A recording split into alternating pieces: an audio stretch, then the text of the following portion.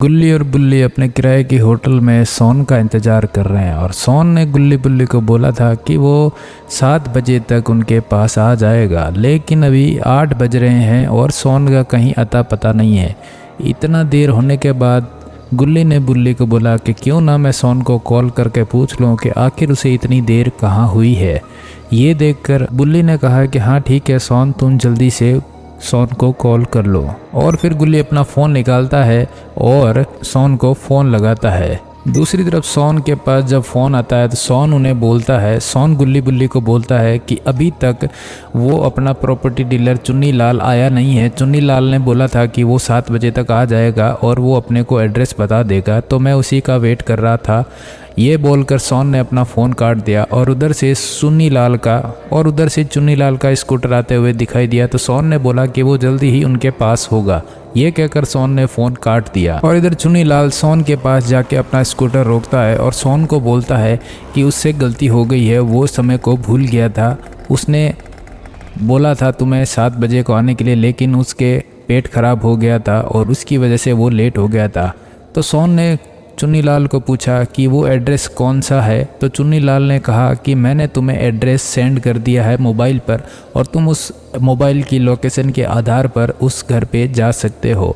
तो सोन ने कहा कि ठीक है चुन्नी लाल, ये घर आज से तुम्हारा हुआ और जो भी पेमेंट है वो तुम मेरे खाते में डाल देना। इतना कहने के बाद सोन अपने स्कूटर की तरफ गया और चुन्नी लाल को बोला कि आज से ये घर तुम्हारा है और तुम ही इसकी देखभाल करना। और ये कहकर सोन वहाँ से निकल गया अपना स्कूटर लेकर गुल्ली बुल्ली के से मिलने के लिए। सोन जब गुल्ली बुल्ली के पास पहुंचा तो गुल्ली बुल्ली अपनी जीप के पास बैठे हुए थे और सोन ने अपनी स्कूटर साइड में रोक दी और गुल्ली के पास गया। गुल्ली बुल्ली को बोला कि मिस्टर चुन्नी लाल ने अपने को लोकेशन दे दी है और हमें उस घर की तरफ चलना चाहिए, क्योंकि जो प्रॉपर्टी डीलर जो मकान का ओनर है वो वहीं पर ही है। तो फिर गुल्ली ने बोला कि जल्दी से जीप के अंदर बैठ जाओ, हम लोग चलते हैं सीधा का सीधा प्रॉपर्टी पे जो अपने को खरीदनी है। तीनों जीप लेकर उस मकान की तरफ निकल लिए और अंधेरा भी होने वाला था। तो सोन ने बोला कि गुल्ली थोड़ी जीप तेज चलाओ ताकि हम उस घर पे समय पर पहुंच सकें। जब गुल्ली बुल्ली और सोन उस प्रॉपर्टी के घर के पास पहुंचे तो उन्होंने देखा कि यहाँ तो उन्हें कोई भी इंसान दिखाई नहीं दे रहा है।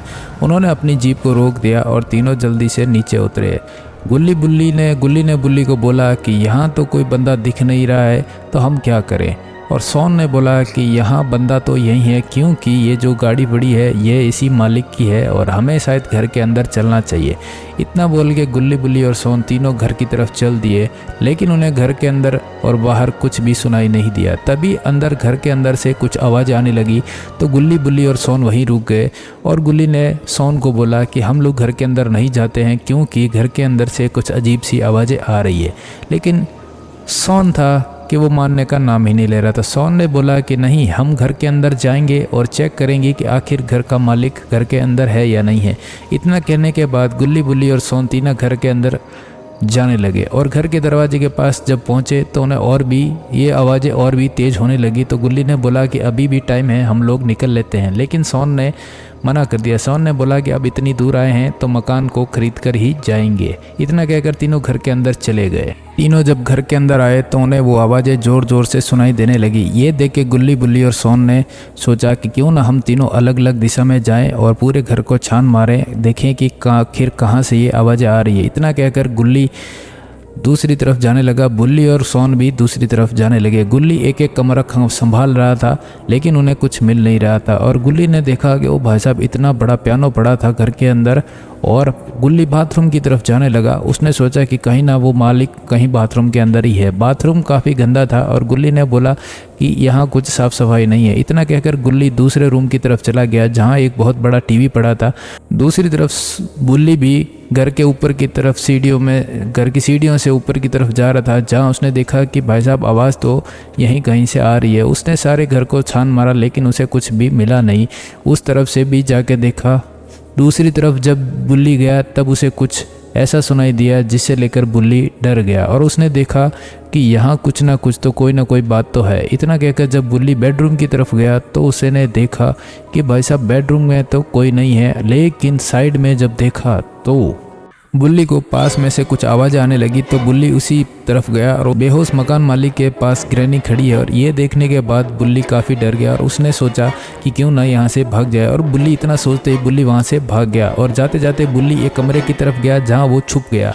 उसने सोचा कि क्यों ना अब यहीं खड़ा रहा जाए और ग्रैनी को यहाँ से निकलने दिया जाए। ये जब ग्रैनी ने देखा तो ग्रैनी उसके पीछे तरफ चली गई, उसके पीछे पीछे जाने लगी और ग्रैनी के हाथ में कुल्हाड़ी थी जिससे कि उसने मकान के मालिक को बेहोश किया था। ग्रैनी सारे घर को खंगाल रही थी लेकिन उसे कुछ भी नहीं मिला। आखिर में ग्रैनी ने सोचा कि क्यों ना उस बंदे को वापस देखा जाए। और तभी ग्रैनी ने देखा कि बुल्ली दीवार के पीछे खड़ा है और ग्रैनी बुल्ली की तरफ गई और बुल्ली के सर पे वार किया कुल्हाड़ी से और बुल्ली वहीं बेहोश हो गया। ये देख के ग्रैनी वापस गई और उसे कुछ नीचे से आवाज़ें आने लगी। तो ग्रैनी ने सोचा कि इसके साथ और भी बंदे हैं तो उन्हें भी इनको ख़त्म करना पड़ेगा। तो ग्रैनी जल्दी से नीचे की तरफ जाने लगी। इधर ग्रैनी जब नीचे की तरफ जा रही थी तो उसने देखा कि कुछ और भी लोग हैं जो यहाँ आए हुए हैं। और इतना देखने के बाद ग्रैनी घर के एंट्रेंस की तरफ गई जहाँ सॉन खड़ा था और सॉन ने ग्रैनी को देखा और ग्रैनी ने सॉन को देखा।